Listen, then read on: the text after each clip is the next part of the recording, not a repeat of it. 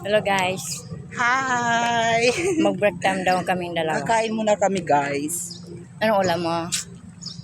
Hindi ko pa alam eh. Pupunta ako sa canteen. Siguro hotdog. Uy! Hotdog! Charing. Hotdog sa'yo, itlog sa akin. Ay! Charing lang. Ayan ang mga guwapings. Ang mga guwapings. Kain na daw sila. Hi. Ang ganda niya. Sana ganito kaganda. Uy! Tabang. Sana maganda din ako. Maganda ka naman eh. Ano ka? Hindi. Pangit ako. Hindi ah. Uy!